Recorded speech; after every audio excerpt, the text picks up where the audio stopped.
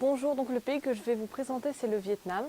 Donc premièrement, il faut savoir que le Vietnam est un pays qui se trouve dans l'Asie du Sud-Est, sur la mer de Chine méridionale. Donc la capitale du Vietnam est Hanoï.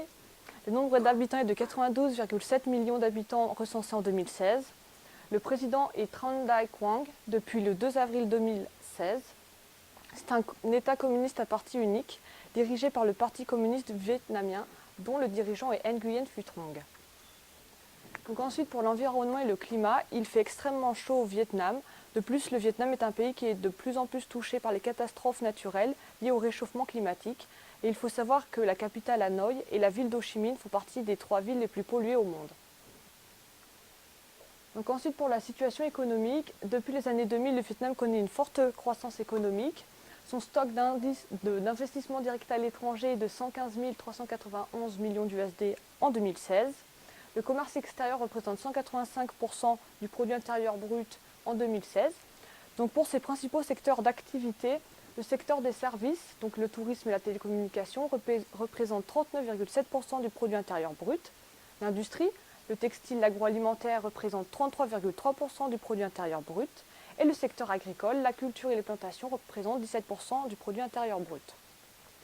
Ensuite, par rapport aux accords avec l'Union européenne, le Vietnam et l'Union européenne ont un accord de libre-échange entre eux qui vise le développement et la protection des investissements ainsi que la promotion de la protection des droits de l'homme dans un pays où il y a beaucoup d'inégalités. Pour les droits de douane, par exemple pour les biens industriels, le taux est de 12,6% et pour les produits agricoles, il est de 20,9%, en sachant que le Vietnam a baissé ses taux il y a quelques années de cela. Et depuis 2009, la grande distribution est ouverte aux investisseurs étrangers.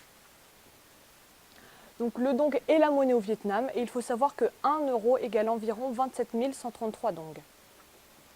Ensuite, j'ai choisi les 3 plats les plus connus du Vietnam, donc nem ou cha dio, le pho et le ba deo ou gâteau de lune que l'on mange uniquement lors de la fête traditionnelle.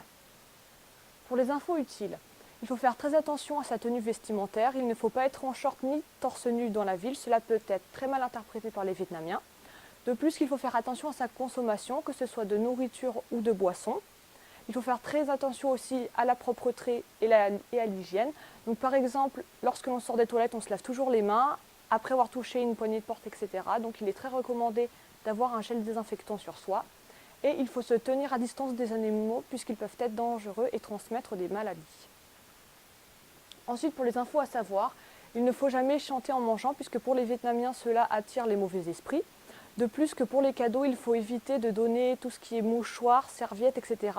puisque pour les Vietnamiens, cela est synonyme d'adieu.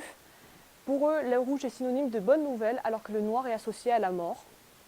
De plus, je tenais à rajouter qu'il faut faire attention au tourisme sexuel qui est de plus en plus actif au Vietnam. C'est-à-dire qu'il y a des femmes, on les surnomme les lam quen, du fait de leurs pauvres revenus, elles recherchent des professionnels ou des touristes étrangers qui pourraient leur rendre visite au moins une fois par mois pour une certaine somme afin de se faire un peu plus d'argent. Il y a aussi des hommes, mais eux, ils vont chercher les touristes étrangers et ensuite ils les ramènent au lam quen.